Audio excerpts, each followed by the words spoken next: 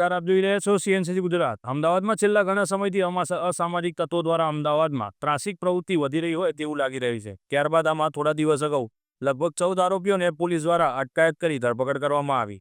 આ બાબત એવી હતી કે મ્યુનિસિપલ કોર્પોરેશન દ્વારા મકાન તોડી પાડવાના અનુસંધાને આ અસામાજિક તત્વો રોડ ઉપર તલવારો લઈને ધમાલ મચાવતા જોવા મળ્યા હતા। ત્યારબાદ પોલીસ આ લોકોની અટકાયત કરે છે અને ત્યારબાદ હવે પોલીસ તંત્ર દ્વારા લગભગ દરેક ગુનેગારોનું લિસ્ટ તૈયાર કરીને તેમની ધરપકડ કરવા માટે પોલીસ તત્પર બની રહી છે। આ અનુસંધાને ગોપાલ ઇટાલિયા દ્વારા પ્રતિક્રિયા રજૂ કરવામાં આવી છે અને ભાજપ પર આકરા પ્રહારો કરતા જોવા મળ્યા હતા।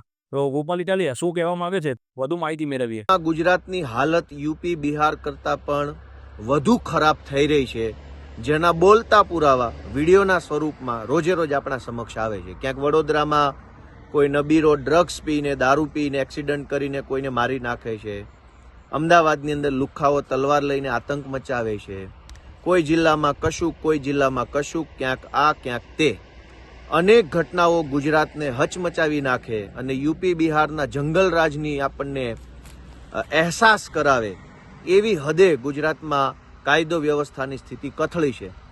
પણ કાયદો અને વ્યવસ્થાની સ્થિતિ સુધરે, લોકોનું જીવન સુરક્ષિત બને, લોકોને સલામતીનો અહેસાસ થાય એવું કોઈ કામ ભાજપ દ્વારા કરવાના બદલે લોકોમાં છવાઈ જાય, લોકોની અંદર વાહવાહી થઈ જાય, છાપાઓની હેડલાઇન બની જાય, ટીવીઓમાં બ્રેકિંગ ન્યૂઝ આવી જાય, એવા પ્રકારનું લોકોની આંખમાં ધૂળ નાખવાનું દુષ્કૃત્ય ભાજપવાળા કરી રહ્યા છે। આજે હર્ષ સંઘવીએ કંઈક નિર્ણય કર્યો અને હર્ષ સંઘવીએ ગુજરાતના ડીજીપીને, મુખ્ય પોલીસ અધિકારીને કહ્યું કે આપણે તમાશો કરવા માટે થઈને શું કરવું પડે, તો બંને કદાચ નક્કી કર્યું હશે, આ મારું કલ્પના છે, અને તમાશો કરવા માટે નિર્ણય કર્યો કે 100 કલાકની અંદર એક્શન લેવામાં આવશે અને બધા જ લુખ્ખાઓની યાદી બનાવવામાં આવશે। અરે વાહ ભાઈ વાહ, લુખ્ખાઓને છાવરનારા લોકો જ લુખ્ખાઓની યાદી બનાવશે, મતલબ ગજબ તમાશો ચાલે છે। ગુજરાતના તમામ તોડબાજોને, તમામ લુખ્ખાઓને, તમામ અસામાજિક તત્વોને, તમામ જમીન માફિયાને, તમામ બુટલેગરોને, તમામ ડ્રગ્સ માફિયાઓને, તમામ રેશન માફિયાઓને, તમામ ટોલ નાકા પર ગુંડાગીરી કરતા લોકોને, તમામ જગ્યાએ લુખ્ખાવેડા કરતા, માથાકૂટો કરતા અસામાજિક તત્વોને છાવરે છે કોણ? ભાજપના ધારાસભ્યો, ભાજપના જિલ્લા પંચાયતના સભ્યો, ભાજપના સંગઠનના માણસો તો છાવરે છે। ગુજરાતના તમામ લુખ્ખાઓને ભાજપનું સ્પષ્ટ અને ચોખ્ખું પીઠબળ મળેલું છે અને ભાજપના પીઠબળથી જ તો તલવારો લઈને લોકો રોડ ઉપર નીકળી જાય છે। જેને જેને ભાજપનું પીઠબળ નથી, એક આમ માણસ, ગરીબ માણસ, નાનો માણસ, મજૂરી કરતો માણસ, એ તો ક્યારેય તલવાર તો છોડી દો, હેલ્મેટ પહેર્યા વગર પણ ઘરની બહાર નથી નીકળી શકતો। એક ગરીબ માણસ રોડ ઉપર રેંકડી પેલી એની લારી ઊભી રાખીને ફ્રૂટ વેચતો હોય તો એની લારી પણ આમ પકડીને ઊંધી નાખી દેવામાં આવે છે, ત્યાં સુધી પોલીસની અંદર તાકાત છે। શું કામ?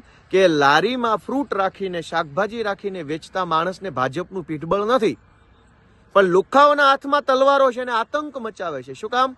કે એને ભાજપનું પીઠબળ છે।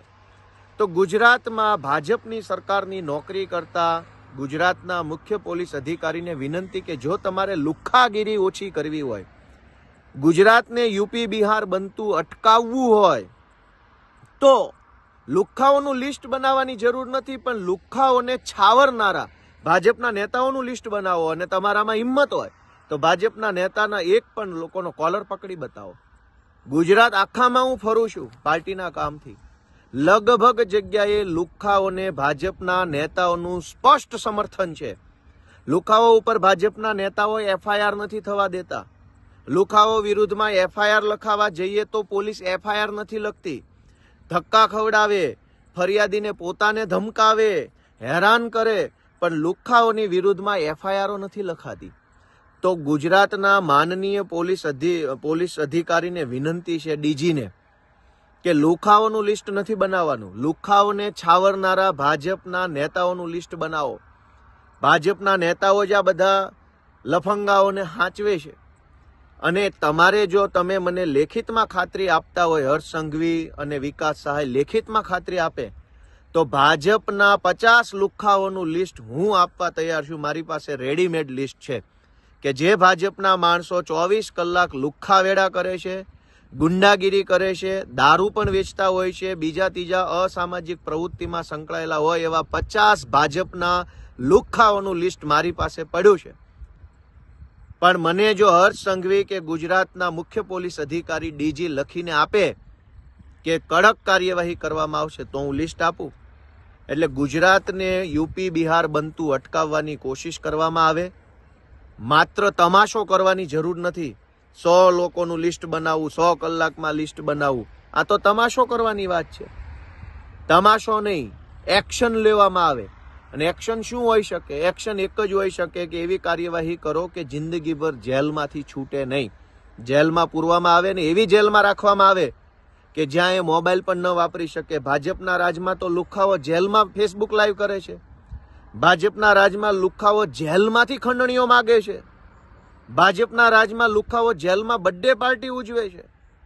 તો લુખ્ખાઓને પકડીને એવી જેલમાં પૂરો કે જ્યાંથી એ ફેસબુક ન વાપરી શકે, મોબાઈલ ન વાપરી શકે. બાકી તમાશો કરવો હોય, ગુજરાતની આંખમાં ધૂળ નાખવી હોય, ગુજરાતની જનતાને માત્ર છેતરવા માટે કે મેનેજ કરવા માટે જ કરવાનું હોય તો આ 100 લોકોનું લિસ્ટ બનાવું, 100 કલાકમાં એક્શન લઈ લઉં, આમ કરું તેમ કરું, એ તો બોલ બચ્ચન વેડા છે.